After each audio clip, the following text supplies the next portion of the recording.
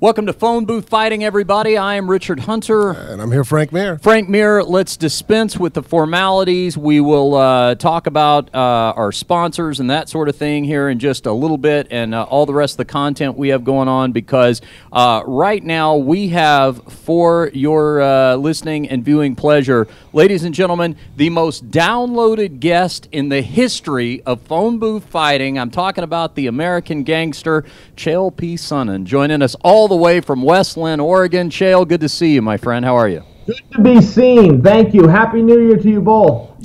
Same. You as well. Now, Frank, I don't know if I told you or not, Chael just got done sparring and got on Skype with it. Have you even cut your hand wraps off yet? Or I don't. The hand wraps are off, but my wife did tell me that's disgusting. Why did you not shower? Because I went in the bathroom and I combed my hair instead of showering. I said, I got an interview to do. We're gonna have to do it later.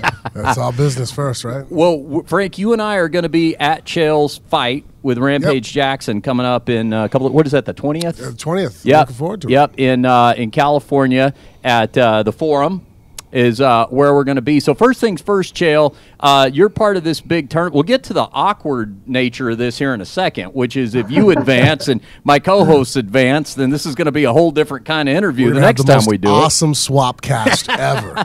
Yeah. Can we ask you that, Chael, before we get to talking about Rampage? Obviously, you've got plans to beat Rampage. Frank is intent on beating Fedor. That means the two of you would meet up in the bracket. If that happens, can I have both your words that we can do an adversarial swap cast leading up to the fight? Would that be okay?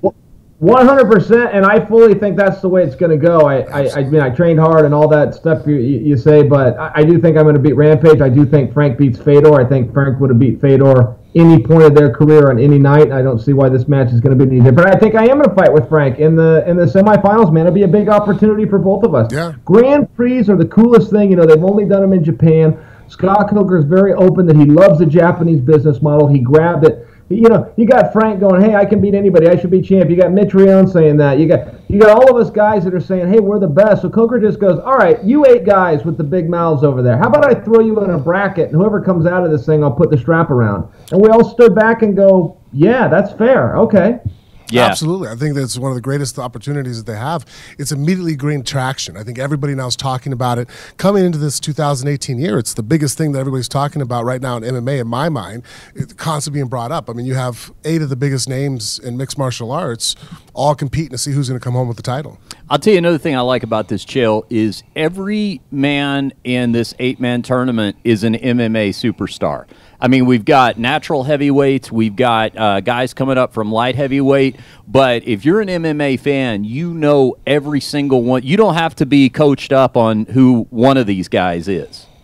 Yeah, and I fully agree with that. When I looked at the quarter final brackets and the matchups, I loved them. You know, I'm a fan first, and it's actually, that's harmed me. I wish I could be a competitor first, but it just doesn't work that way. I just love the sport so much from 1993, you know, UFC 1, I was renting it, and you know, and I'm still with the UFC in terms of watching it, but man, I love the Pride days, I love the Bodog days, the WEC days, the Strike Force days, the belt. I mean, if it's MMA, I've just been into it, and to your point, I know all of these guys. I'll tell you a match right out of the gate. I mean, you got to make Frank and Fedor. That fight's been supposed to happen. You just have to do that. So good for them for doing it. But I'll tell you another fun one is King Mo and Bader.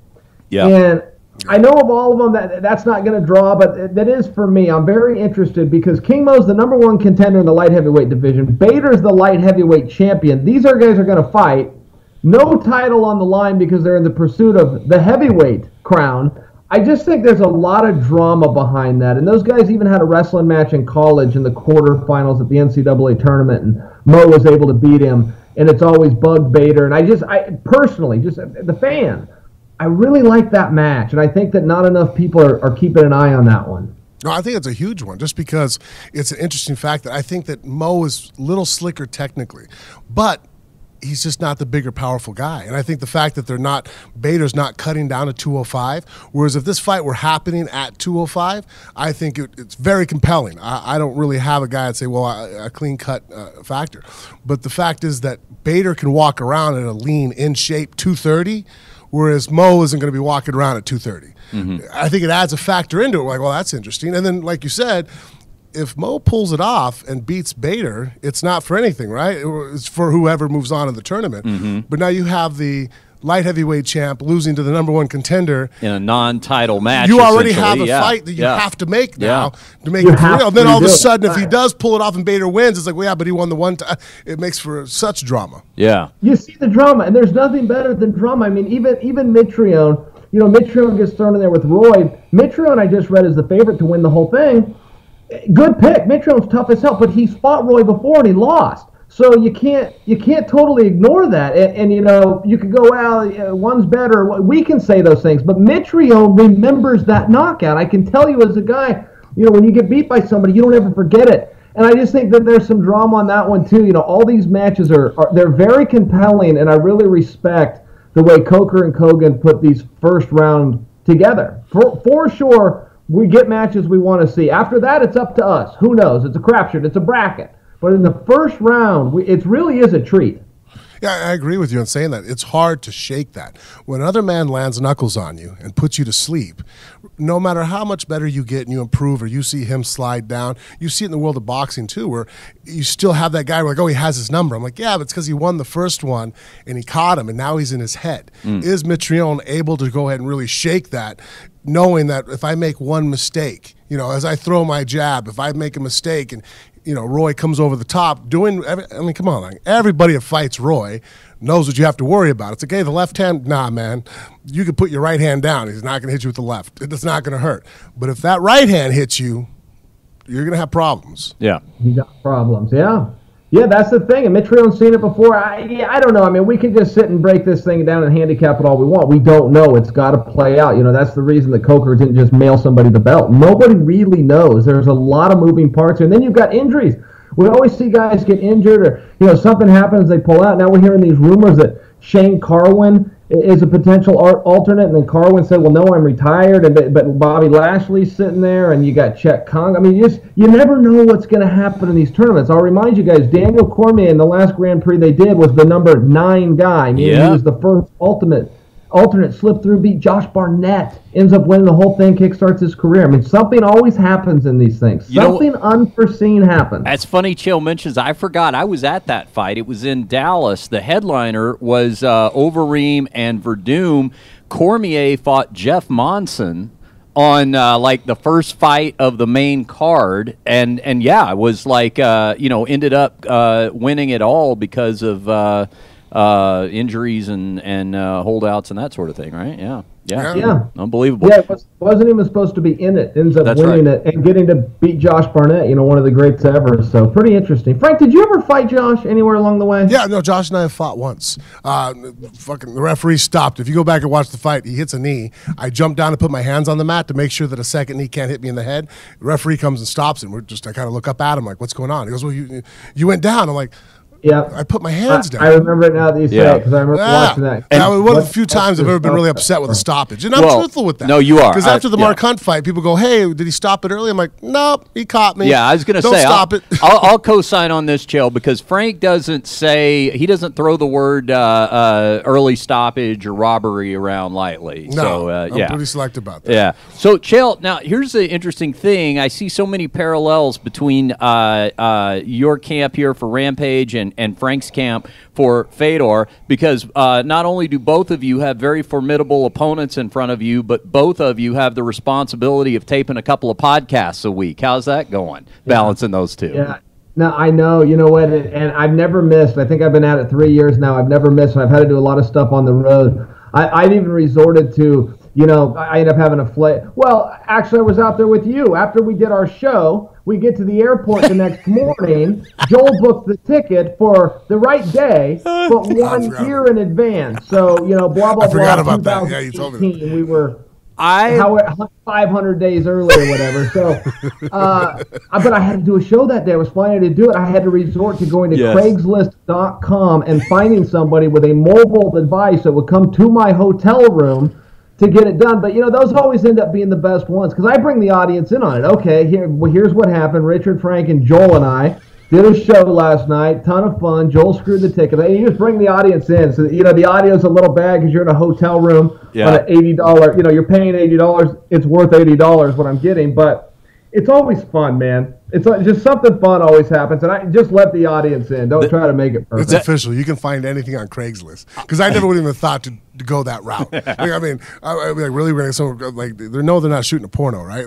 Yeah, and you can call us, Chael. Jeez, we would have just come over with our mobile gear. You didn't have to do that. But I loved hearing that episode because I listened to You're Welcome. I don't miss an episode, and that episode was so much fun because I remember you going into great detail about you didn't even know it was possible for the machine to calculate being 1 year early to the airport. Yes, and then it tell us, it told us like how many hours we were early, so it was like something crazy, I don't even know, 36,000, whatever it was, but a year, and I remember staring at it going, what? Or it told us how many days, or it was something goofy, but that's how we figured out, oh my gosh, he's booked it for the wrong year. The wrong year. You got a good rate on it, though. And you know what that's like, having to call your wife and go, stuck in Vegas for the day. Right. How convenient, right? Sure you are. You know exactly what she said. Yeah, sure you are. This is all That's a phone call I don't want to make. No. But don't worry, I will be home this time next year. Yeah. Don't worry. Yeah. I'm only 365 days away, baby. Chael, tell us about this new book. Now, you not only had the fight with Rampage coming up, you not only got Your Welcome podcast, but now you got another book out? Yeah, 4-pack revolution. Nobody should strive to have a 6-pack. No grown man should have a 6-pack. 6-packs are for teenagers and drug addicts. A grown man has a 4-pack if he does everything right. It's a 4-pack revolution available everywhere they sell books. Thanks for bringing that up, Richard. Absolutely. No, I like. So what you're saying is this is a book that offers realistic expectations. Yes, no photoshopping.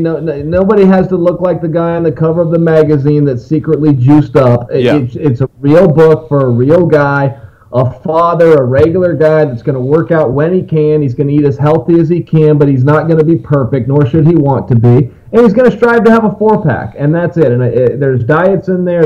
It's really a mindset, letting people know. And Frank and I come from really the only field I know of, Richard, in the whole world, where you have to make weight before you're allowed to do your job. If anybody else's boss tried to weigh them in before he let them go to work, they would be tied up in a class action lawsuit so fast. So, we really come from everybody can talk about diet and exercise all they want, but we're the only guys that have had to do it and get on the scale at a specific time at a specific weight class. So I just wanted to share that perspective in my own mindset. If I can tell anybody anything, the dirtiest word in dieting is time. It's not going to happen today. So just make a little small gain, a little small adjustment mentally. I don't believe in going on diets. I believe in changing your eating habits. And it's really just those kind of mentalities mixed in with diet, recipes and exercises. So there you go. There's the plug. And it's funny you talk about that. That's actually talk about weight, physiques. That's one of the X factors that I have going into this tournament for everybody, where talking about Quentin.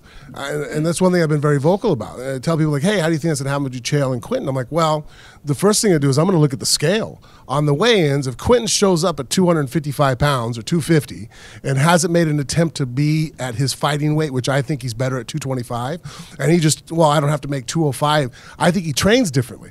At that point, I'm like, hey, you know what? It's a for sure deal. I mean, not that you want to jinx anybody and cause you any bad voodoo, but I don't see how he wins a fight against you at all if he comes in weighing 250 like he did against King Mo. I just don't think that his body, when he's in shape at 205, or if he were to aim for that and then come in at 220, 225, I think he's a dangerous fighter. I think he shows up at 255. I think he's got about 2 minutes, and you're going to know that. You're going to jump on him, wrestle him down for a minute or two, and then once he gasses, his left hook's going to be nothing, his power's going to go away, and then it's just going to be a beatdown.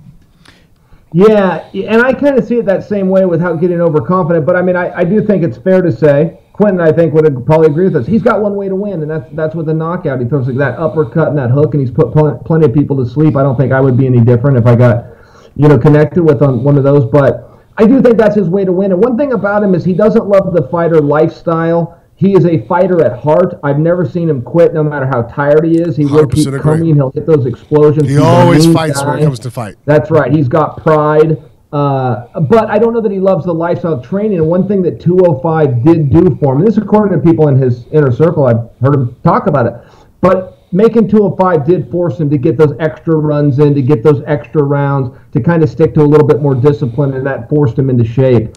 And I agree, if he comes in too big, it probably just means he'll be a little slower. It's hard to land those big shots if you're slow. 100%. I think that's what we saw in the King Mo fight, and I don't know if this is true, but someone had told me that his camp even tried to convince him that, oh, hey, we know this is a heavyweight fight with King Mo, but there's still a contract stipulation of 215 or 220. They tried to put a number in there, knowing that then they could get Quentin in the gym. They said that lasted about 2 weeks. Like when Trump's advisors tried to tell him he could not fire James Comey, right, even though he could. They're trying to little jujitsu on him. And so then Quentin's obviously not an idiot. Yeah. To his own fault, it actually worked. That he figured it out that, oh no, I just got to show up at 265. All right, cool. Boom, bounced. Wow. Yep, that's Frank. That's a true story. Tiki, his coach and manager, told him, "Hey, I know they're saying it's heavyweight, but it's actually 235." Really? Quincy, oh gosh. So he tried to get down there, and somewhere he found out the fix was in, and he showed up at 253. I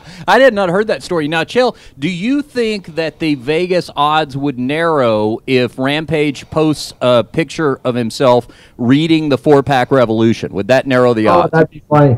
That'd be funny. I don't know if they would or not. It's an interesting fight. I mean, I can't take my own out of it. I love every match on here, but I like this one too. Rampage is just one of those guys. He's a former world champion. If I can get past him, big feather in my cap, and that gives me some motivation. Those older guys, I looked up to them. Those were the guys I was watching. They were at, where I was trying to get. So that means something when you can go in there and get some of that thunder, man. It's a cool thing. So I just like all the matches. There's another one on the 20th too. In fact, Rampage and I are the co-main. The main event is Douglas versus Rory. Yeah. I like that fight, and I think other people would like it even more. But for whatever reason, Douglas Lima is like the most overlooked champion in any organization. I think because he's quiet, he's a nice guy. I don't know what it is, but that guy is a killer. He could beat Rory, and you guys know how good Rory is. I mean, come on, you beat Rory, you're a damn good fighter. No, you're right. That's going to be a great main event. A couple other quick things for you, Chael, real quick before we let you go.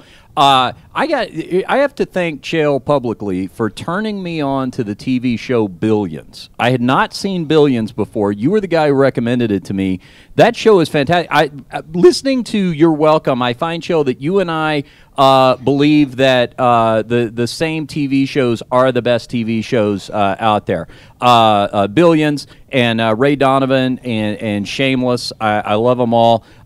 So let me ask you, because I know you've been searching for a new TV show to obsess over. Have you got a new recommendation for me? You know what? I got recommended American Vandal. And I don't want to tell you anything about it. And if you take my recommendation, do not read anything about it, because you're going to go, this is cheesy. It is so well made, though. It's a comedy. Yep. Very funny. First episode, you're going to go, okay, I see why he recommended it. And then I was just recommended an Ashton Kutcher movie or a TV show called The Ranch. Both of these are on Netflix. Plays his father. Yeah. Very funny. I started it last night. I watched about 4 episodes. They're 30 minutes apiece, about 2 hours. I'll probably go do another 2 hours tonight.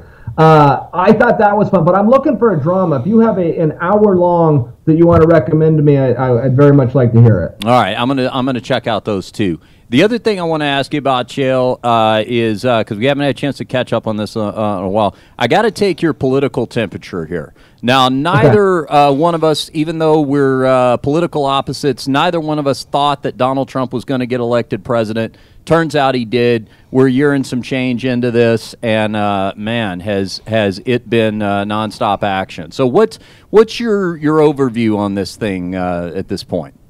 Well, I mean, it's still starting. I'm still very happy about it. I told you before, I think who goes down as the best president ever is Barack Obama. And I think he gets it. And, I'm a Republican, but he gets it because he was a good man. He had integrity. People tried to bring him down on both sides. They searched his past. He was an honorable, trustable guy. He was presidential. He was smart, and he represented the people well.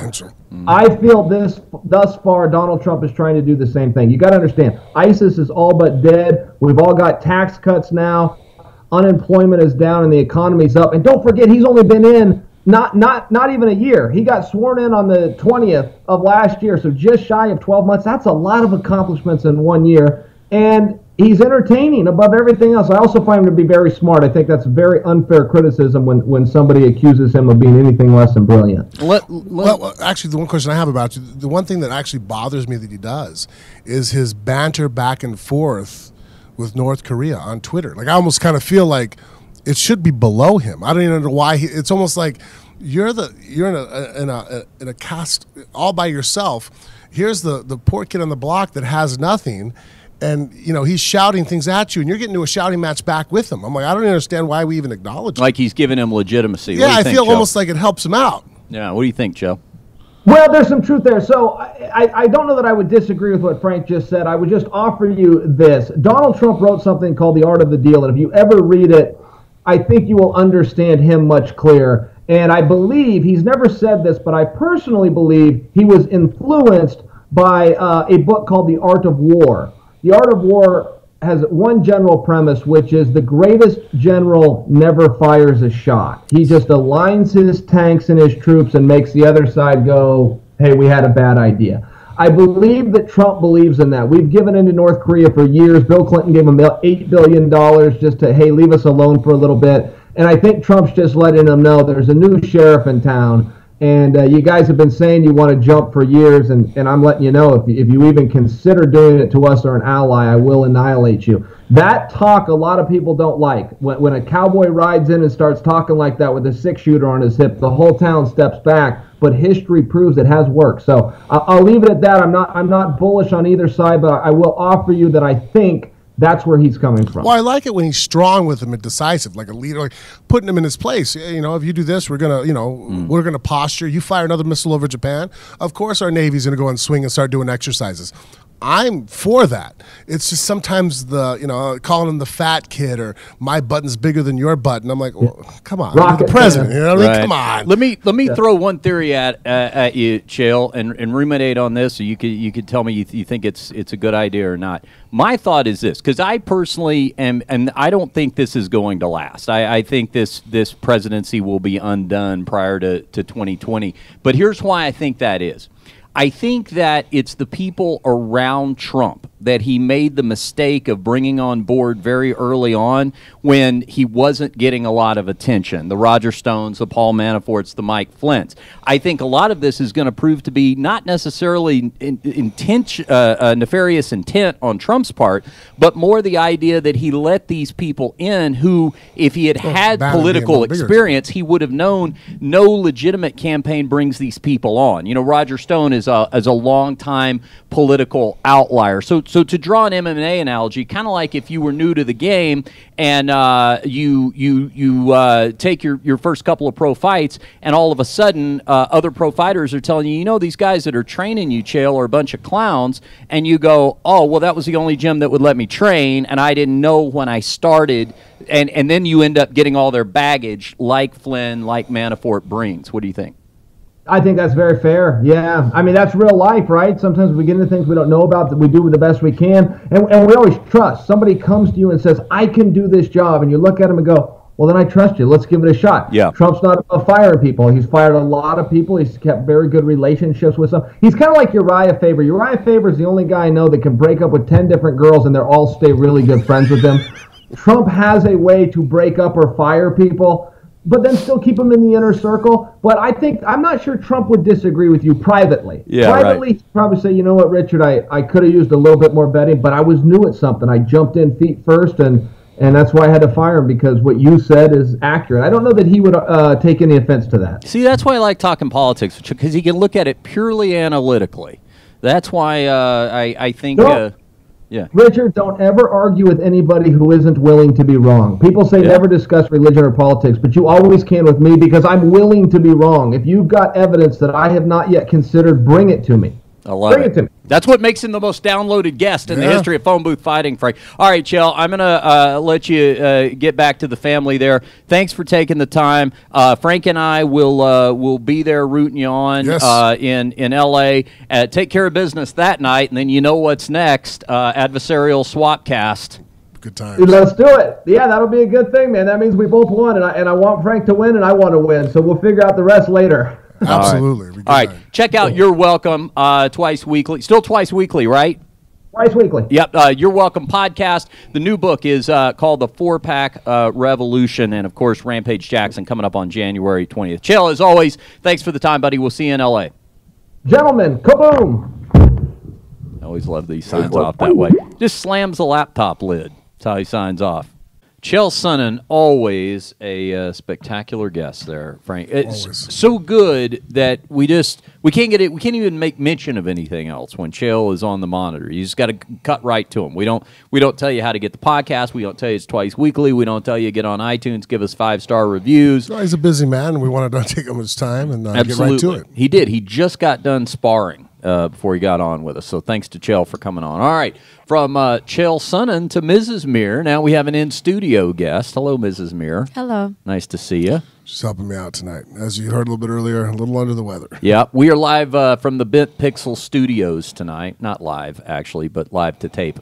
Bent Pixels, of course, for all your YouTube needs. In fact, Chael was just telling us that he uses Bent Pixels. I didn't know that. They administer his YouTube comings and goings like they do us. And it's very beneficial because if you watch us, if you don't just listen to us, but you watch us on our Phone Booth Fighting YouTube channel, then that's a lot of what Bent Pixels does for us, and they can do it for you as well. Log on to bentpixels.com for all your YouTube needs. If you got a Twitch channel, that kind of stuff, video streaming is very popular, the gamers and stuff, they can do that for you as well as potentially help you with podcasting as well, like they do us and like they do our good friends Forrest Griffin and TJ Lavin over at Anything Goes podcast. Yes. They've been kind enough to have us on before, and if the studio looks familiar to you, it's because those boys have been kind enough to let us in while stately Mir Manor is undergoing some renovations. I was just talking to Mrs. Mir a little while ago about that we've got a new expansive studio space to install the bunker in. So we're going to have that as a satellite location for when a trek all the way down the 215 just seems a little too taxing for Frank. Maybe he can't make it to the studio. Maybe he just wants to walk from bed to podcast, which has happened. Those times are nice. Yeah. But, I'm definitely liking this setup that we're doing right here. The whole idea of coming here. I think we were talking a little bit, Chael had the same thing. First part of his podcast when he started out, just doing it out of his house. And he said he likes that drive. Grab a cup of coffee, get out, get that state of mind. And I've noticed it, our last show, I was mentioning to him, it kind of helps to get here and get focused. The kids are running around, the dogs are barking. It's not as easy to bring your A game every time. When I come here, it's kind of like really is coming to a job. You're a little bit focused. It's kind of doing pads in your backyard. I could probably have Angelo show up and do it, but going to a gym, just to do your work. Well, let's be honest. That's because you don't want Angelo to know where you live. I mean, there's an ulterior motive. Angelo knows where I live. It just sometimes get rid of him. Well, I will tell you, though, that we got a lot of good feedback on the last episode. People did like the studio setup, but one thing that people definitely noticed an absence of they were not happy about is Baby and Thule. So not to worry. We'll still be doing shows from the bunker with Baby and Thule. And we can always bring them in here. Yeah, Well, boy, talk about the Beverly Hillbillies moving in. Poor old Marty Cordova is going to show up, and there's going to be dogs right there. There'll be some kids. It'll be like, why is this a kid's room now? The Mirs, when they come in. That's right. Yeah. Dogs, kids. Frank, tell them about Low T Nation. Low T Nation has been a good sponsor of the Phone Booth Fighting podcast for quite some time now, and you are very well qualified to kind of explain on a biological level the benefits that they can provide that they're already providing to a lot of male phone booth fighting listeners. Yeah, you know what? Hey, if you think you're feeling a little slow, and really it is that time of the month where everybody, at that time of the year where everybody's made these New Year's resolutions, everybody's focused, you're going to eat right, you're going to hit the gym. But if you don't have the proper hormones, your chemicals, your body's not firing on all 8 cylinders, you're basically just burning your wheels. You're not going to move forward. So hopefully we get Brandon here on the show sometimes this month, get him on here, and he'll tell you. It's a quick phone call. You give him a call. They'll go ahead and screen you and see if you're even a candidate to take the next step, which would be at that point if they decide that it's necessary, you take that step. It's just blood work. make an appointment. They'll help schedule it for you. They can also discuss it with your general practitioner, explaining the ins and outs of the system. Once you go down there, they get your blood work. The doctors there at Low T Nation will check it out, see what you're lacking, and make sure they bring you up to the standards of being a nice, healthy man, and be able to make sure that your effort and your hard work is actually moving you forward, and you're not having a deficit of just age, injuries, father time, just wear and tear. These things catch up to the most of us. LowTNation.com is the website. They're based in Atlanta, Georgia, but that doesn't matter because they will pair you up with a clinic anywhere in your area, no matter where you're located throughout the United States. You just call the toll-free number right there on the front of LowTNation.com. Free telephone consultation. You will be on the phone with a couple of enthusiastic phone booth fighting listeners just like yourself, and they will take it from there. Couldn't be easier, and the product is shipped directly to your door after you are verified as a candidate for their treatment. LowTNation.com. Tell them Frank and Richard sent you. All right, Frank, it's time to do one of the things I like to do best on the show, which is read praise about ourselves. Yeah.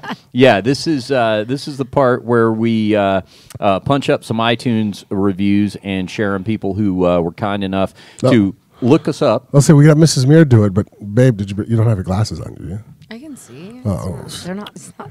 My wife is just one step above legal. Oh, well, let me tell you something. I might be able to give her a run for her money. You know what we should do? You haven't scared me yet when we're driving. I've told you, the first time I got really scared was about 5 years ago. Yeah. We're driving down the road, and I'm sitting in the passenger seat, just got done training, and she's like, is that Rainbow or something, right? And I'm like, oh, babe, no, that's like Jones. Rainbow's way up there. Your eyes aren't that bad. I'm like, wait a minute. No, that sign, that's the one you're asking about? When I realized how close we were to it, I'm like, all right, pull over. Pull the fuck over. Yeah. I'm getting in the driver's seat. Yeah, he makes me, I have to keep the glasses in Okay, the you car know what we should do sometime, Jennifer? You and I should have a poor vision contest. Yes, we're going to do this. So we'll do the... Mine's really, is yours bad too? Horrible. Mine's really and getting bad. worse. Mine is too. It's Richard's is so bad that sometimes when I wave at him at jiu-jitsu class, he doesn't know who's fucking waving at him. Yeah, mine's pretty bad. He can't make it out. He knows there's a person there. Well, they say after every child that you bear, your sight goes bad. It might be that with you, every animal you get.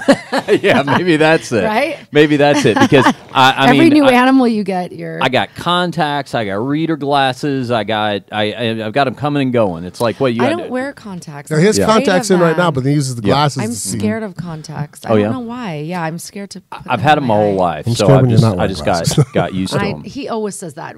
We'll go if we've gone out and you're drinking. If you've had a couple drinks. Yeah, there's like a thing. You've had a couple drinks, but if I don't have my glasses. Does 2 martinis outweigh her vision? I'm like, all right. Okay, how many beers did I have? I'm like, all right, hold on, let me walk the line. Yeah. Okay, 2 off steps, her driving, me drunk. I don't know. Usually if I don't have my glasses, I always lose. Yeah. All right. Well, maybe we'll do that sometime. Frank and I do Combat Name That Tune. You and I can do impaired vision competition. Are you nearsighted or farsighted? Well, my whole life I've been nearsighted. So my whole life I have a hard time seeing things far away. Okay, that's me. Yeah, I cannot see anything far away. But now I've added to the fact that I can't read things close up. So this is happening. It's coming. It's coming. See, you've got the age advantage on me, but So like this paper right here, which has pretty big print, now is a problem. And I get that close. Okay. That's why I have to get the other glasses out. Just notice the font he uses. Yeah. Yes, I do notice. Okay, he might win then, but he might win the up close battle. But so when you're laying in bed, you can't. I have to have glasses to see this TV. I can't even see the TV. Yeah. Oh, I would definitely have to. Have and when glasses. I go to a restaurant, like if we go any fast food place or anywhere where you have to read the menu, Rachel's Kitchen, I have to have my glasses. I can't see the menu. Oh yeah, plenty of that. I'm like this. Plenty of that. Yep. Well, between the three of us, somehow, some way, we'll try to read these iTunes reviews. If you look us up on iTunes, still nice and young. if you look up Phone Booth Fighting on, see, here's the funny thing. out of the three of us, Frank will have the best vision, so He's he'll be able to baby. read. But the thing is, he won't understand what they're talking about because he'll have forgotten that he has this podcast. Yeah. So Yeah, we all have different strengths and weaknesses Yes. here. Yeah. I still drive the wrong way home His sometimes. his memory's going. If you look up Phone Booth Fighting on iTunes, you will find our podcast there. Do us a couple of favors. Click on the 5 stars. That is tremendously helpful to us. So many, look at that, 260 people have done that up there. That is tremendously Wow, helpful. that's nice. But if you really want to go the extra mile, take a moment or two and write a favorable line or two, and we'll read them on the air just like we're about to do these. Frank, you want to take the first one there? Yeah, let's see. This is by Eric Lawrence. Yep. One of the best MMA podcasts out there. Been a fan of this podcast for years. Had the honor of doing some design work for Frank and Richard, too. Oh, yeah, I know. This is Eric that did our Ouija board T-shirt. Oh, okay, cool. These guys are very knowledgeable and down to earth. They're a great listen. Keep up the good work. Buy a shirt and support these guys. I like the plug, Eric, and nice. just so we're clear, Eric was a fan of the podcast before we paid him to design a shirt, so it's not like he was a total shill there. All right, you want to do one, Mrs. Mir? Yeah, I'll do the next one. Okay. This is from it's titled Top Notch, correct? Yeah. From Olive Pirate. By Olive Pirate. Yeah. That's a cool name. Yeah. Intelligent conversation, excellent MMA analysis. Frank and Richard bring unique perspectives that illustrate the interesting lives they have led up to this point. I'm about to prove that point in our next segment. Go ahead. All right, here's Anthony in NorCal. Says, wow, that was great. Well, that was such a great podcast. The story Richard told was absolutely great. I'm not sure which one that was. I'm assuming it might have involved a hooker. And if you like that, I got two for you. Rapid fire succession coming up here Those momentarily. never miss. Yeah. Jammed home, and now I'm watching the movie. Killed it, guys. Thanks for the entertainment. Anthony in Discovery Bay. Watching the movie. I don't know. Maybe that's Mel's Champions documentary. Oh, I'm not that's sure we probably talked about exactly that. what it is. Yeah. Yeah. Well, thank you, Anthony in NorCal, for checking that out. All right, Frank, one more here. Close it out there. Yeah, well worth the listen by Cabbage Grinder. Better than a John Jones poke in the eye. A great mix of MMA, politics, pop culture, and inside look of the Vegas lifestyle from two great locals. There's a little bit of something for everyone, no matter your taste. All right. That's an excellent write-up. I like that. Thank you man. there, Cabbage Grinder. I like it. It's indicative of how intelligent some of our listeners are. And, you know, that we're pulling in that kind of audience means that we're providing that kind of material, which I take that as a huge compliment. I agree. Well, I'm about to dumb it down with a pair of hooker stories. Are you ready? I'm always ready. I got stories from the brothel. I'm living vicariously through other people. Through you. Now, in fairness, I did not know when I put this on the run sheet that Mrs. Mir was going to be here, and I hesitate to speak so bluntly to her delicate ears. So I want to apologize. She's been around fighters for 16 years. I don't think there's much we can say now to scare her. All right. Well, I had a crazy day at work at the brothel. So the day started with a girl that we got a call in the middle of the night, kind of a frantic call, okay? It was from one of the prostitutes at the brothel. It was like a 3, 4 a.m. call. She called the brothel itself. Okay? This is odd because... Is she at the brothel? She can just walk out her door, right? Right. She's at the brothel. We assume she's in her room. And the main switchboard at the brothel gets a call from the prostitute saying, I have locked myself outside of my room and I need to be let back in. Now, the thing is, the rooms themselves don't have locks on them for safety reasons. Like, so, you know, we never had a problem with it, but you don't want some guy to be able to lock the door or something. So we were like, well, wait, the room, you mean you're out in the hallway? The rooms don't have locks on them, and plus, why are you calling? You could just walk up to the front. And she said, no, I am locked outside of the building. Well, this is odd because the building is gated and the door is always locked and you have to be buzzed in and out. So how could that have happened without her being let out, right? It's getting interesting. It's very confusing. And again, you parked my interest on this one. And again, it's 3, 4 a.m. and the night cashier is not used to having to deal with that's. I won't say it's an easy shift, but not as many people come through the door. You know, you're oh, really? That's a slow time? Yeah, deep night is. Yeah. Deep night. So like 4 a.m. 5 a.m. Okay, yeah, that's yeah. the time that you're dusting the bottles on the bar and you're doing some side work and just kind of On a side note, you know, that's when SWAT usually hits the drug dealers and shit. Oh, okay. Yeah, 4 or 5 in the morning. Oh, okay. Yeah, because they know that, you know, they're coming down. That's pretty much the twilight hour for even the crackheads. Well, you know what? Those drug dealers should probably take a cue from this podcast and maybe plan to be at the brothel during those hours so they won't be home when SWAT shows up. So we get this call. So the night cashier goes down to her room because we're still not getting a clear picture on what's happening. And she goes to open the door, and she can't get the door open. It's like there's heavy resistance from the other side of the door. So she throws a little more muscle into it, and we come to realize that the prostitute has moved a large recliner in front of the door, like it's basically kind of barricaded the door. But then again, to her room. Right. And how was she jumped able out the window? Yes, I like your deductive reasoning skills here, Frank. So now she's fired. Well, you're getting there. So she gets the door. We're a very forgiving lot at the brothel, so don't jump to any conclusions. Drug tester, HIV, everything else now.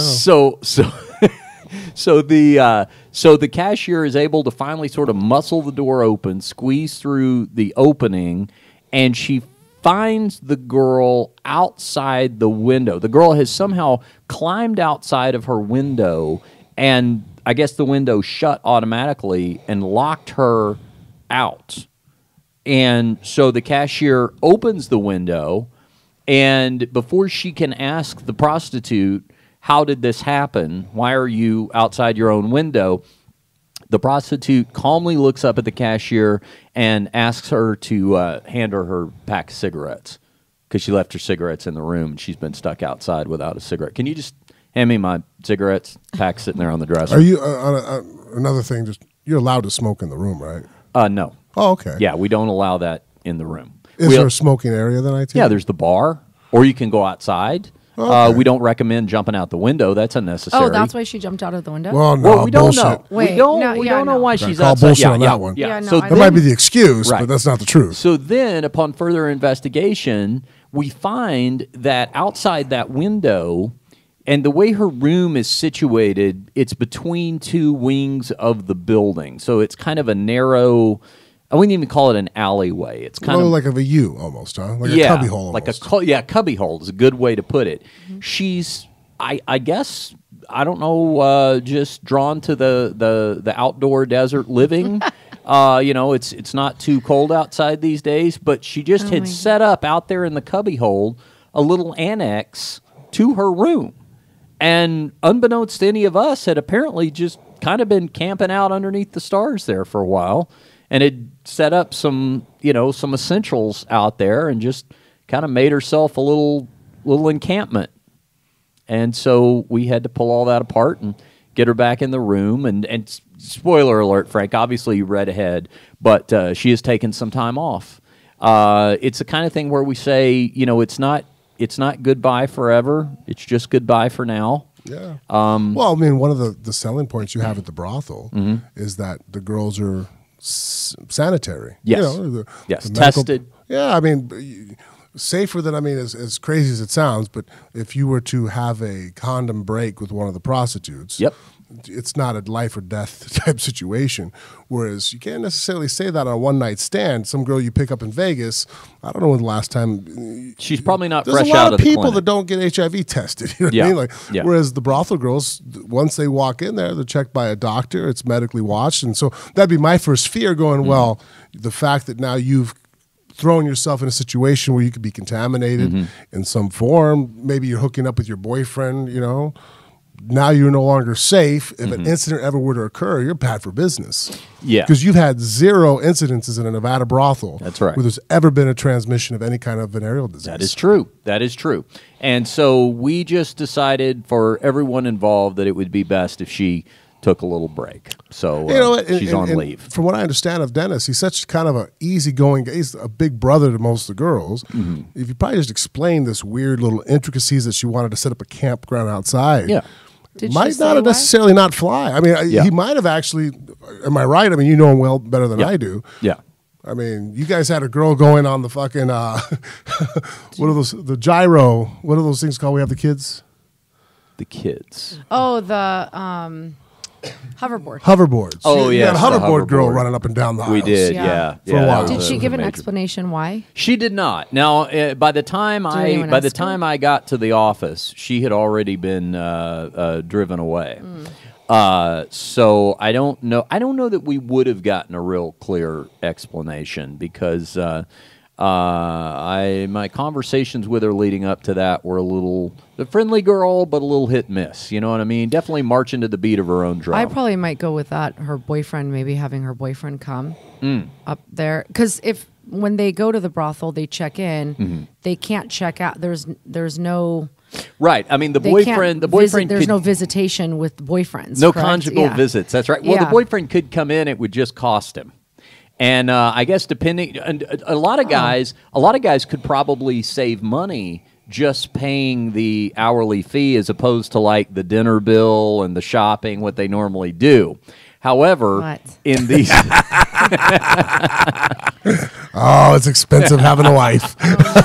but let me just say that in these particular relationships, It's worth it. It's worth it. Every dollar I spend. In these particular All my dollars I spend. in these particular relationships, though, they tend to be the breadwinners a lot of times. So it probably isn't exactly like that dynamic. That dude's probably not used to shelling out a lot of cash. Yeah. No, that's why I would say if she Yeah. made a camp outside. Yeah. Yeah, He can come in. Yeah, But he see, actually, though, the thing is, he would. I mean, I guess still he has could, to get. He still could, has to check in. Yeah, he could climb the. Is there a perimeter the fence, 15 too? foot- yeah, that's the thing. I mean, he would. He'd have a heck of a climb, and there's like razor How much wire space in and stuff. between the fencing? Is it chain link fence? Yeah. We're good to go. He doesn't have to climb the fence. How's he gonna get through the fence? Only one part of him has to get through the fence. Oh my god! I was like, "Where's he going with this?" Figures.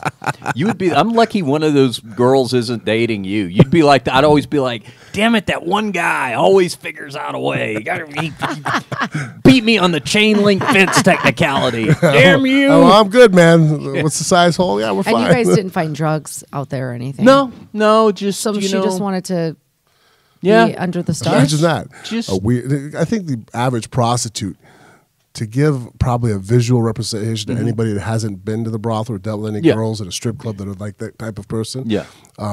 Just like that cat that hides in a closet. That's fucking weird. Right? That's the mindset yeah. of your average sex worker. Yeah, I mean, It's fucking there's- weird. You know Yeah, what I mean? like a lot of times. How many conversations you've had with one of your prostitutes where you're like, oh, well, she just took a wrong turn in life, and or she's just looking to take advantage. She's very liberal, sexually in tune with herself. Or most of the time, you probably got like, holy fuck, you pay taxes? There's different shades of holy fuck, but you're right, different levels. Yeah. You've got some batshit crazy ones that are memorable, but on average, No, that's true. you know what I mean? Like, And actually, they're all batshit crazy. and relatively speaking, sometimes quite refreshing. Like if I find you to be like a holy fuck 3 on a scale of 1 to 10, you're an easy day. You know what I mean? Hey, it's good to see you. Yeah, I'm glad you're here. Yeah, we got a busy putting out this 5-alarm fire over here. I'm not so worried about you. Now, a lot of people would say if they had that experience in the first part of their workday, well, nothing's going to top this, right? Most people would say that. you work at a place where a guy came in with herpes. Oh, yeah, that story. I don't think anything will ever shock me after that. The guy we had to turn away. Yeah. Did you ever listen to I that story? heard about that, but wait, why does that shock you that he came in with herpes? He's buying. I mean, he's buying. Sex. Well, you were I'm shocked sure by that's the- probably not the only place that. Yeah, you were shocked by the he's fact. buying sex. Yeah, but I'm just surprised that he would think to do that. And then Did he know? I mean, Yeah, maybe he What obviously guy he thought has a sore on his dick? I'm saying Trust me, there's a obviously- part of no, my no, body. no, I know. There's something funny changed about it. Like I'll never get dick cancer. Yeah. Because if there's ever even a bump or a mole, you see it on my back, I might not No. notice it. My penis, I'm very much aware of No, I'm any saying changes. in it. I'm assuming he probably was trying to get away with it. Yeah, he was trying to get away Yeah, with but they it. check you. Yeah. I think what Frank is saying is if you are barefoot, you know not to test the no shoes policy at the restaurant, right? Right, Like yeah. you just come back But when do you you're think wearing that shoes. you're dealing with? No, I don't. I mean, and that's come how on. it happens. Yeah. Well, no, that's true, You're though. not dealing But you are with- dealing with guys that realize that I mean, you're not going in and getting a $50 blowjob. I mean, Right. just to talk to a girl is a couple $100. That doesn't mean that they're not Absolutely. crazy. Yeah, but you're going to spend $1,000 to have just normal sex. Yeah. You know what I mean? Like, yeah, you're right. You're I mean, think about. I'm giving more credit than think probably about. should. You're think right. about serial killers, rapists, the process that they have to go through. You know what I mean? There's some type of intelligence there because they have to go through a lot of stuff to get away with what they want to get away But with. to So have to walk somebody- back to his car after being told that he's too dirty for a brothel like that. You know what he did? He probably went down to the strip.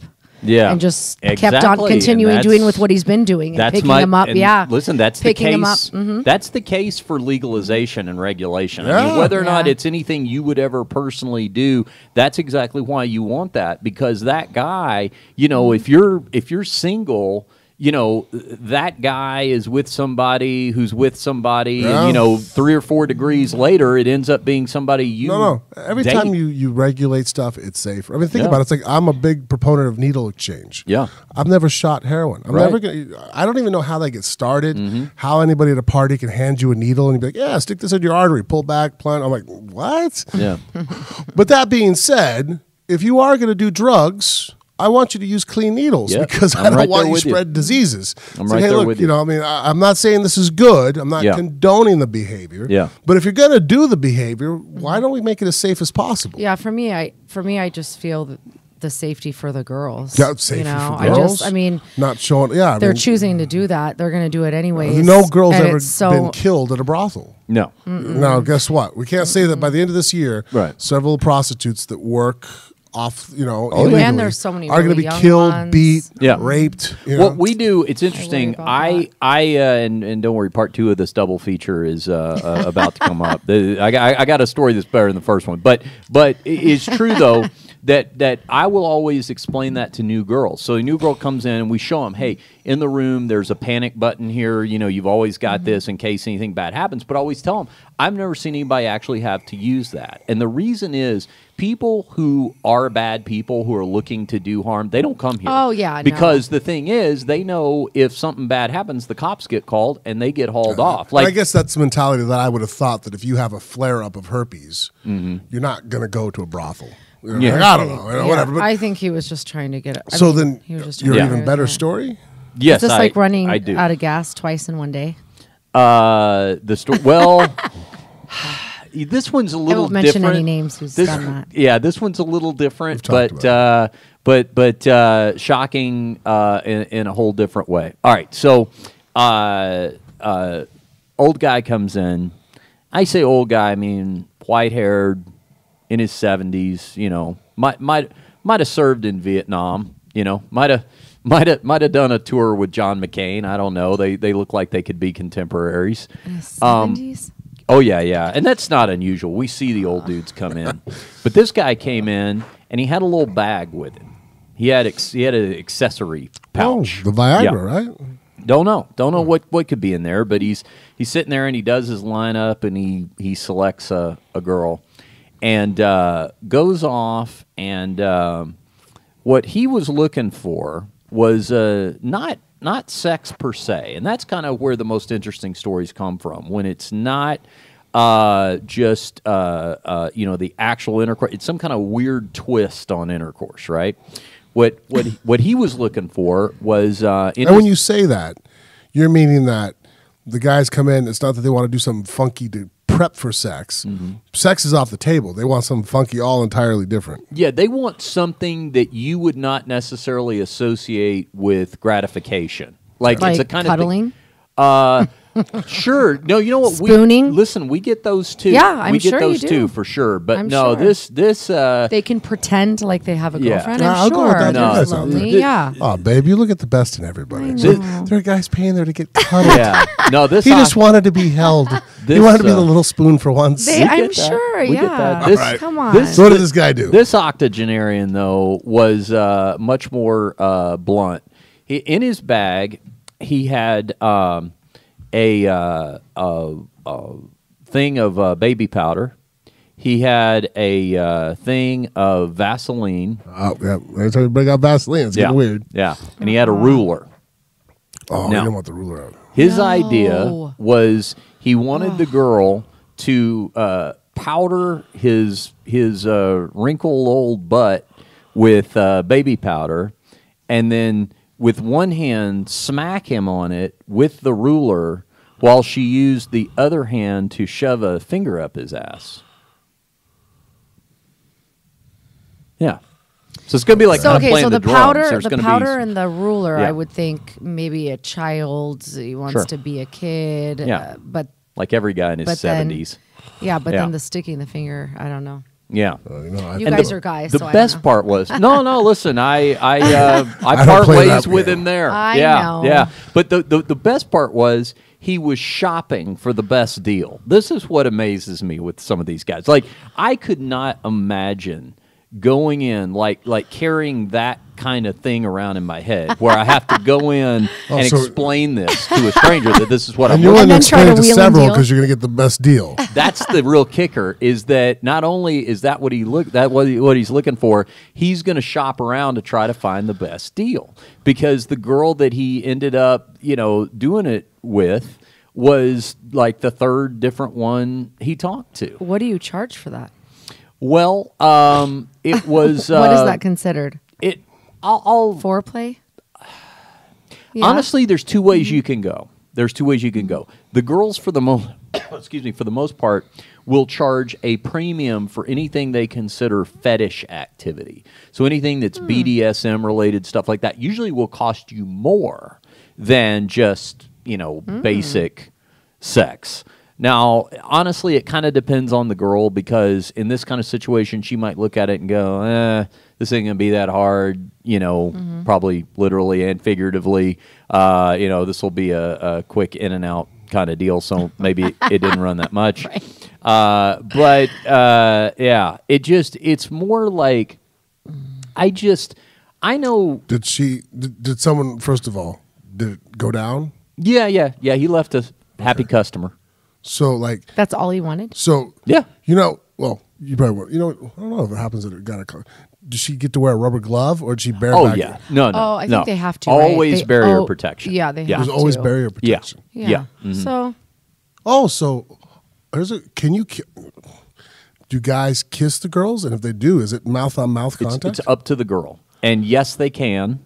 But it is up to them if they want to do that. And most girls will charge more for that. It's interesting. A lot of girls will have one or two things that they don't do because they reserve that for their private life. And it tends to be two sides of an extreme. It tends to be either anal sex or kissing, which a lot of people would think are two different sides of the extreme. spectrum, yeah. But the girl will see both of those as being highly personal and not do one or both with people. And if you do it with clients, then a lot of times you can charge more. Yeah. Yeah. I think I'd have to go the pretty woman route. I would not kiss. See, and what's weird for me is I don't think I could do it without kissing. Oh, really? Like I have to feel like I'm saying. Richard's he's such a romantic. Oh, well, no, I'm not saying that I have to be in love with everybody, but I'm just saying like I have to feel the worst feeling in the world would be like if I felt like you were not in some way attracted to me. Like if I just felt like, okay, this person can't wait for me to leave. They're just interested in this cash. And then, I just couldn't. Do you associate the kissing with being into you? Yeah. I Oh. think so, just on some level. I mean, I'm not saying we're, convince me you're in love with me or anything like that. But I guess I feel like if there was something like that that you would do, or if you wouldn't hold my hand. Not that we're holding hand during sex, but I mean, if I knew that this is why I would make a terrible brothel customer, because if I were talking to a girl about this transaction and I would just try to hold her hand, they'd be like, "Well, okay, that's not part of the deal." I'd be like, "Oh, I see what you're saying. You know what I mean? Yeah, like, I see what you're saying. Yeah, I feel incredibly unattractive. Yeah, we don't get to kiss that much because of the size difference. It's like this. Oh. Interesting insight into the mere sexual relationship. Well, I just thought of that right now. I was like, wait a minute. Yeah. What So are when we our doing? groins are connected, like this. our heads are very far from each other. Oh, yeah.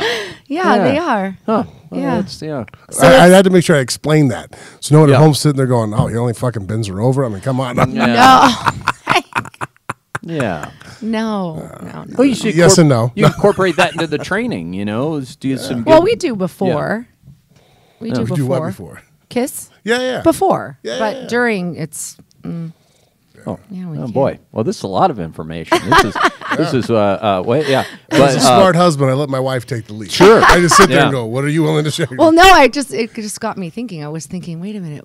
We don't really kiss either, but It's- why? And then, oh yeah, it's because Yeah. it's like this. Yeah, it's amazing the number of times that I have some weird story. I mean, now I sort of keep track of them all as they happen, but it is so strange the things that if I don't make a point of recognizing how odd that circumstance is, sometimes I won't even think about it. You know what yeah, I mean? yeah, no, that's true. Like I've seen dudes walk through the parlor on dog leashes, like that's their thing, Oh, is they want to God. be humiliated and stuff. I can't. And I've seen it enough times now that I wouldn't necessarily think anything about it if I saw it.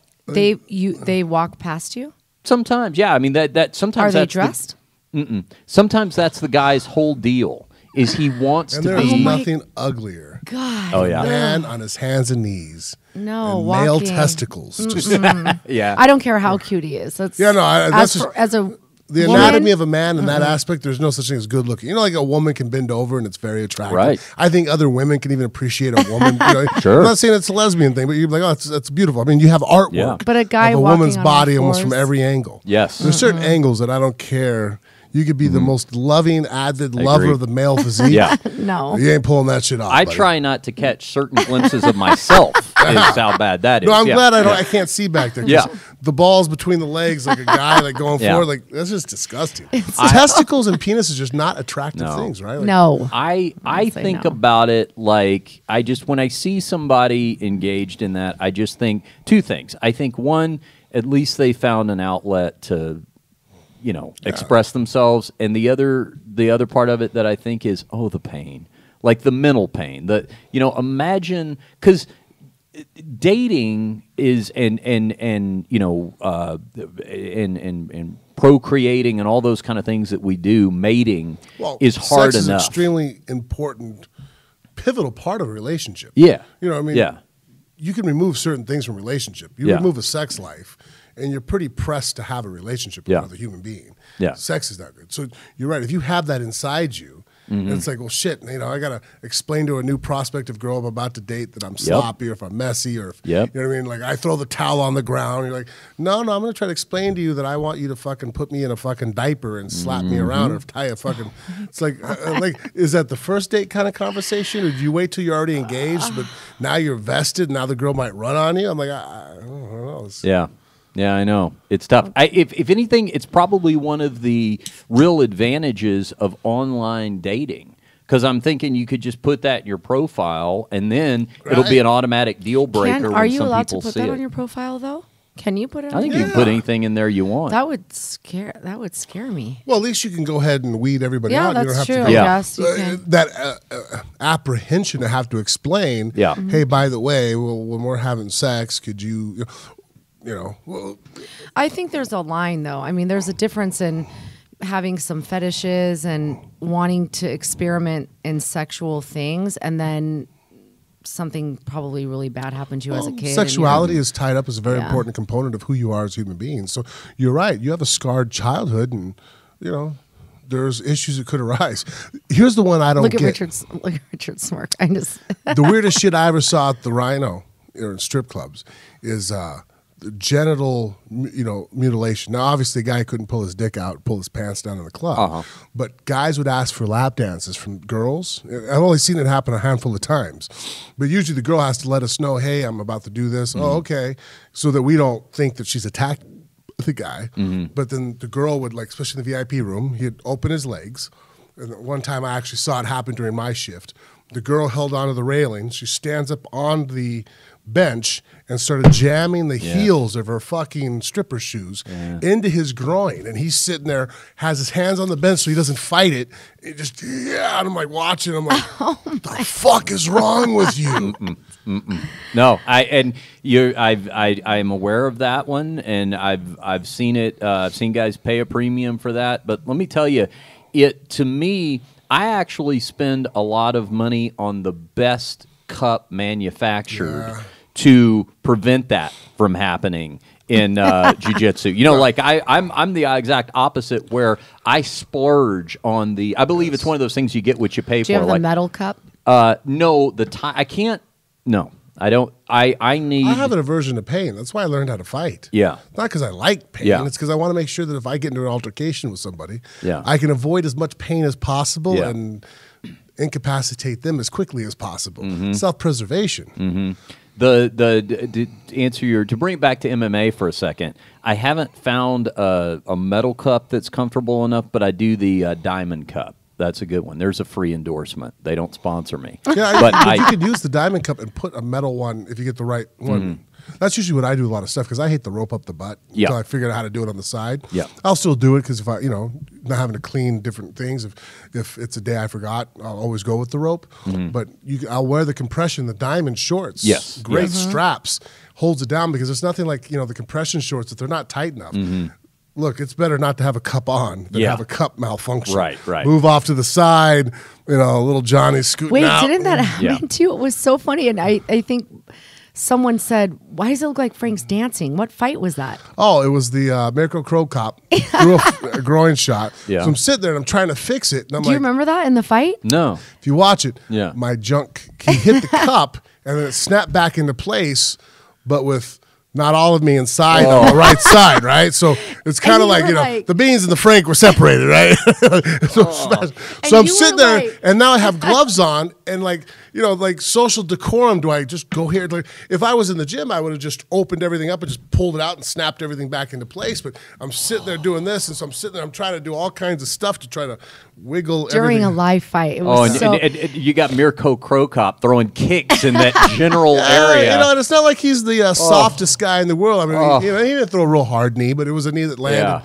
But when he hit me, it just smeared the cup over to one side. And when the cup came back, some of me just decided to fall down. And I think you were on the ground. Yeah, you were on I was your trying back, and you were like, it was funny. And someone just trying to get everything they're back like, in place. What is he doing? It looks like he's dancing. Yeah, I'm like, I'm having a cup I malfunction. figured it was a malfunction. All right. yeah. Well, Fight Pass is now seeing a sudden spike in downloads of the Frank Mirko Crow Cop fight. All right. Freshly.com. Frank, let's talk about our meal prep Balls to sponsor. food. That's right. I just talked to the folks at Freshly.com, and they've got our meals on the way for the week, which we're very excited about.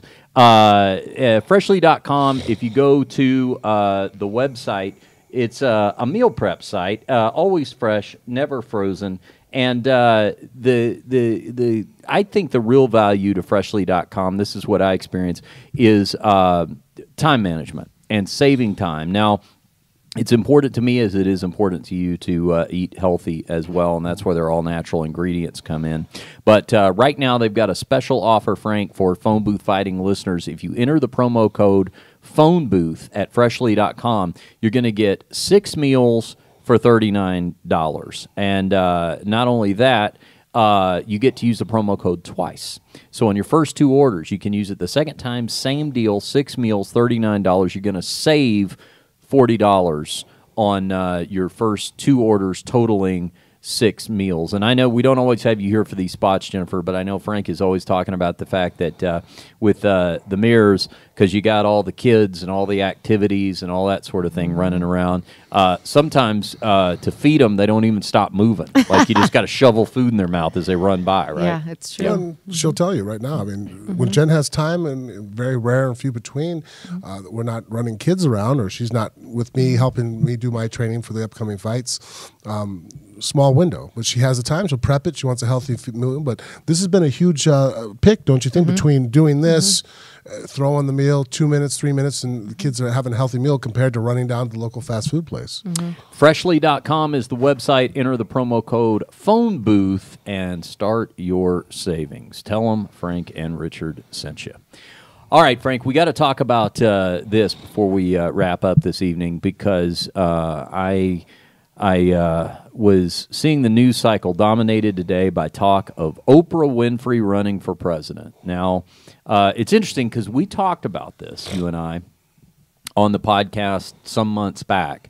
I used her as an example of why I thought it was a generally across the board bad idea to ever elect someone as president with no experience. Now, obviously, I was opposed to Donald Trump for that reason, but I was using the point to say, even if it was my political persuasion, which Oprah Winfrey is much closer to, that I would not want to ever see anybody elected president with zero experience, without even any military experience. I mean, there's been a few examples of people who, had, like Eisenhower, had a military background, but there was at least that. And I think, what I'm worried about is that we're seeing entertainment mixed into politics. And I think that's kind of what's happened. Like, as polarizing as Trump is, I think there is a segment of the population who genuinely enjoy this sort of thing, that maybe didn't follow politics before, that are entertained by it. And my concern about that is when people talk about, well, I like this person because they speak their mind or they sound like me. For the vast majority of people out there, if someone sounds like you sound every day, they probably shouldn't be president. Like, that's real rarefied air. That it sounds elitist, but I guess I have an elitist perspective in terms of people that I think are actually qualified to be president, regardless of what party they're from. I'm not even talking about whether I agree with them politically. There's plenty of people, that I have disagreed with politically that were still qualified to be president. I can acknowledge that they're qualified. But I worry about the on-the-job training. And I actually think that, and we were talking with Chael about this earlier, that a lot of the missteps that you see from Trump are based on lack of experience. Like not understanding that the Justice Department isn't there to protect you, that the Attorney General is not your soldier, he's the top cop, and he's there to enforce the laws. He's not your personal assistant. And I always thought that was weird that even my children, Ronan, who's in second grade, is already understanding that there's three branches of government, right? And the executive, the legislature, and the judicial. And they're co-equal. And that's why there's a balance of powers, because they don't answer to each other. No, that's absolutely right. And you know where that's not the case? In corporate America. In a privately owned company, you don't have all that. There is no co-equal branch of the corporation when you're the CEO, when you run things. And so right now what we're getting is someone who for the first time in their life is working for someone else. You know, he may not realize that he's working for someone else, but he is working for someone else, and it's causing a real problem. So for that reason, we're going to play a little clip of Oprah Winfrey last night. She got the Cecil B. DeMille Award at the Golden Globes last night, and because of the fiery nature of her speech, a lot of people are saying that this could be her entertaining the idea of running for president, and some of her friends are saying anonymously that she is actively considering it. So let's listen to her speech here. The Hollywood Foreign Press Association, because we all know that the press is under siege these days, but we also know that it is the insatiable dedication to uncovering the absolute truth that keeps us from turning a blind eye to corruption and to injustice, to tyrants and victims and secrets and lies. I want to say that I value the press more than ever before as we try to navigate these complicated times, which brings me to this. What I know for sure is that speaking your truth is the most powerful tool we all have. And I'm especially proud and inspired by all the women who have felt strong enough and empowered enough to speak up and share their personal stories. Each of us in this room are celebrated because of the stories that we tell. And this year, we became the story. But it's not just a story affecting the entertainment industry. It's one that transcends any culture, geography, race, religion, politics, or workplace. So I want tonight to express gratitude to all the women who have endured years of abuse and assault because they, like my mother, had children to feed and bills to pay and dreams to pursue.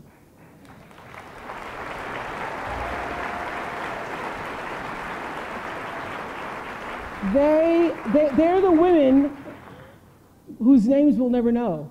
They are domestic workers and farm workers. They are working in factories and they work in restaurants and they're in academia and engineering and medicine and science. They're part of the world of tech and politics and business. There are athletes in the Olympics and there are soldiers in the military. And there's someone else, Recy Taylor. A name I know and I think you should know too. In 1944, Recy Taylor was a young wife and a mother. She was just walking home from a church service. She'd attended in Abbeville, Alabama, when she was abducted by 6 armed white men, raped and left blindfolded by the side of the road, coming home from church. They threatened to kill her if she ever told anyone. But her story was reported to the NAACP, where a young worker by the name of Rosa Parks became the lead investigator on her case. And together, they sought justice. But justice wasn't an option in the era of Jim Crow. The men who tried to destroy her were never persecuted.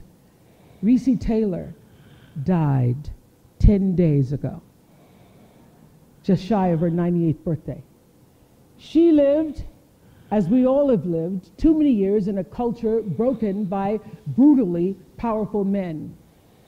For too long, women have not been heard or believed if they dared to speak their truth to the power of those men. But their time is up. Yeah. This goes on for a little bit longer than that, but you get the idea. Now, what she's talking about there, of course, is the Me Too movement, bringing down the people like Harvey Weinstein and all that. Completely agree with it. All good. I actually don't disagree with anything she's saying there. But because the conversation today has turned to, okay, this is a woman that could be elected president if she decides to run, I have 2 thoughts. One, I don't think anybody should ever be elected president with 0 experience. And number 2, I'm afraid they might be right. I'm afraid that we may have crossed this line, that we're going to start talking about, well, who's the biggest celebrity that we could get? Like, who's it? I mean, The Rock was there in the audience, and people have talked about him running for. That is absurd. He just said in an interview that he was going to run for Yes, president. listen, there have been, when you talk about people who have been entertainers and entered politics, all right, Ronald Reagan was an actor, but he was a governor of California before he was president. Arnold Schwarzenegger was an actor who became governor of California. Al Franken was a senator. So there's some step between that. You know, Frank, you and I think you drew the analogy when we talked about this a month or so ago. You said it's like if you took your first MMA fight and fought for the heavyweight title of the world. That's a terrible idea. It doesn't matter how promising you appear to be, right? Or who would hire a coach if I'm fighting for the title? Yeah. Who's never even coached an amateur match. Yeah. I'm going to have you in my corner now? just a guest spot, but no, we're going to hand you the head coaching position. Like, Right. I think most people, when you look forward to any type of profession or career, if I'm stepping forward, experience. I mean, who goes to the doctor if you're going to get a procedure done? You know, even if it's not a life-threatening procedure, not a heart surgery, if you're going down to get an eye lift and you're a young woman right now listening, are you going to go with the guy who's never done it before? Even if he has a ton of schooling, do you really want to be the first one? Or do you want someone who's been there and has experience? I think that, and we were talking about this with Chael earlier, I think that in the end, any problems that Trump does have, and even if the whole thing, you know, the whole house of cards comes falling down, it may be as much as anything because of his inexperience and the people he let around him who were actually brought a lot of baggage, you know, who were actually people who glommed onto him because other people wouldn't have him, and because he didn't have the political experience, he didn't know that these people were tainted, you know? With that being said, do you think she wins? Yeah. Well, here's the 100% she's going to win. Okay. If Oprah goes and runs, yeah, I'll tell you right now, well, she's the next president. Okay. Yeah. I think, though, I followed Oprah almost her whole career. And I think her speech, that's Oprah. That's the way that she talks. I think she's spent the last 5-6 years downsizing everything. I follow her on Instagram and social media, and she's really trying to, I think, just enjoy the rest of her life and retire. Yeah. So she just speaks really profound when she does have something to say. Usually it's stuff that people want to. Well, and I think the problem is right now that we're looking for somebody to latch on to. Yes, I think that so. does sound presidential. I mean, you had Barack Obama, who was one of the better, if not one of the best orators we've ever had as a president. Like when Barack got up and started speaking, if you told me you weren't moved by the words or you're not entranced, I'm like, well, then you're beyond me, because even if you don't agree with what he's saying, the way he held himself, his conduct was extremely presidential. Whereas Trump is not. He makes faces. He does things that seem very much like snickering and childish. And I think it's making people scared. So like you said, they're trying to latch on. As a leader, we want somebody who's Oprah's respectful. she's an extremely intelligent woman. Yeah, for sure. So I think which I really don't think that she's going to run, but I think you don't think so? No. I think if she was going to, I agree with you. I think the military is a really big thing that people don't think about, protecting our country and how we're going to do that. I think if she would think of all of those things. I mean, it's not just I say profound things and people listen to me. It's not a magazine or a network or a TV show. You're talking about the country. So electing her, I agree. I think everyone would elect her to be president. But I think Oprah herself, she just wouldn't get into something like that. And I think, let's just say she did, she's going to make sure that she has every single person right in the line to help her lead. Not that that's going to be enough, and it, I'm sure, would be extremely overwhelming for her. I just can't see her getting into something. Well, I think that's actually the most important element. I would actually ride behind somebody that had the humility to understand that, well, I need to have a group of people around me that are smarter than I am. I mean, if tomorrow I was the president of the United States, and if I walked into a room of counselors, my aspirations would be the least intelligent person in that room. I would want to make sure that everybody around me that's giving me advice is smarter than I am. Don't you think she would do that? But that's what I think she would do. She would do that, that's where I think Trump has been the most difficulty he's had amongst things he's had going forward, is that I thought, as a smart businessman, that he would have thought the same way. But as this last year has unfolded, some of the people that are in positions that he's put, I'm like, what? Why is that guy getting that job? Yeah, but see, and I know what you're saying about if you were, president, you would want to ideally be the least intelligent guy in the room because you would have the elite advice. But the thing is, yes, I agree, but even that being said, I would want your starting point to be smarter than 99%. Yeah, no. Start there and then let's go I'm up. going to be a highly intelligent, like how I look at my fight career. I know a lot about fighting. I mean, people listen to me commentate. I know a thing or two about the world of martial arts. When I bring someone around me to help me out, it's because there's an aspect to the sport Right. that you know more than I do about. Right. You know what I mean? Like, we can make jokes, Angelo, get crazy, but Angelo, guess what? When it comes to throwing hands, knows more than I do. Yeah. Why do you think I train with Robert Drysdale?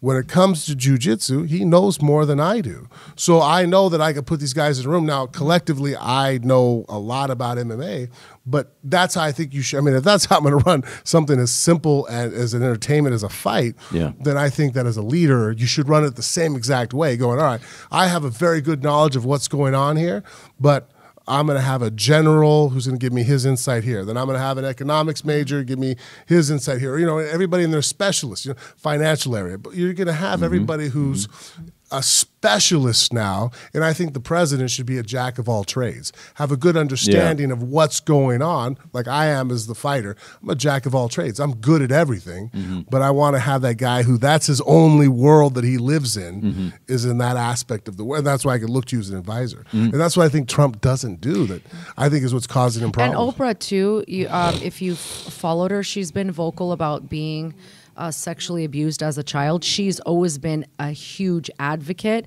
for sexual abuse in children and women. Well, how old is Oprah? 50. 50s, late yeah, I think 50s? she's almost. Yeah, I think she's 60 yet? almost. No, she is Gotta 60. be in her 60s, yeah. Yeah, I think she is 60. So but she's very. So this is a subject. Talking about different multiple class. I mean, one, a female and black. I mean, she's grown up in an area where she's definitely had to deal with some pushback. But I'm saying people are taking her speech, and it's like, But she's always been so an opponent of profound. that. This is something that She's always really means something to her, and she is using this that as a platform last night to be her voice, to say everything that she wants to say on it. So the passion behind that, I don't think it's her thinking that she's going to run for president. I think she just Right. Well, it's a great endorsement to have, and you're right. She can definitely speak on that. But I'm for all of that. I just want, if you want to get into politics, if you want to talk about that means you're going to run for Congress. She's 63. There you go. Or that means, you're going to run for a Senate seat or even governor. Okay, start there. But what that means is if you get enough reps in, then if you find yourself, and let's just give Trump the total benefit of the doubt, okay? Let's say that the pickle that he finds himself in was through no doing of his own, but all of a sudden he looks up and he goes, well, what's all this investigation business going on? At least if you have prior political experience, you will have dealt with Congress, or you will have dealt with the Justice Department or an attorney general, even in your own state. I mean, understanding what a state attorney general is and how they work within the law, then I think you could avoid potential pitfalls like he's finding himself in. That's just that experience level. Again, MMA analogy, let's at least hope you've seen some lesser version of this on the regional circuit by the time you get in the big show. Yeah, 100%. I don't want the cut man to be the first time he runs in there. No. All right, I've seen this on TV. I'm like, what are you talking about? This ain't the on-the-job training? That's right. That's why Frank makes sure that he has a specialist right down to the guy that's organizing the backpack. I mean, he leaves no stone unturned. Do you know somebody sent us a clip on Twitter? I'll play it on the next episode. But they say there's you ever see that show Veep? Yeah, with Julie Louis-Dreyfus. That was on. Julia Louis-Dreyfus, yeah. She plays the female vice president, and she has a guy who's like her body man, and he's a real dork, actually, so I see the similarity between the two of us. But he carries around her bag, and they did this scene where he's like, I've got 60 compartments. I know where everything's at. And they're testing him blind. They're like, okay, without looking, hand sanitizer. And he's like, whoa. He's like, okay, but what about extra pair of contacts? I'm going to have to see this scene because we got right on. Yeah. All right, Frank, tell them about the Amazon banner. We got to get out of here. All right. It's one of the easiest ways to help us here out at the show by clicking on our phoneboothfighting.com. Click on our banner. You'll be transported right to the Amazon webpage, and anything you select at that point, any purchases you make, a very small percentage at no extra cost to you will come to us here at the show. That's right. Phoneboothfighting.com is where you find the banner. Click through that, do your shopping on Amazon, and support the show. Tell them how to follow us on social media. Phone Booth Fighting. You can find us on Facebook and Instagram at Phone Booth Fighting. Snapchat and Twitter, just Phone Booth Fight. Thanks to Chael Sonnen for kicking off the show with us. Thanks to Mrs. Mirs for coming into Bent Pixel Studios. Always helps us with the YouTube views for some reason. I don't know. I don't know why they think she's better to look at than me. I don't know why it is, but for some weird coincidental reason, we get the extra views, so we appreciate that. Boy, this was a blockbuster episode. It had a little bit of everything, didn't it? I mean, it had Chael Sonnen, it had dueling brothel stories. Our sex life. Yeah, it did. Oh my gosh, burying the lead there. Yeah, absolutely. So you learned a lot over this episode 169 of Phone Booth Fighting. All right, we'll be right back with you to do it again. We got big guest announcements coming up the next couple of weeks, too. We'll tell you about those on the next episode of Phone Booth Fighting, but we got a big road trip that we're planning that I think everybody's going to be interested in, and a couple of exciting in-studio guests in the near future. So for Frank Mir and for Mrs. Mir, Jennifer, I am Richard Hunter, and we'll see you right back here next time on Phone Booth Fighting.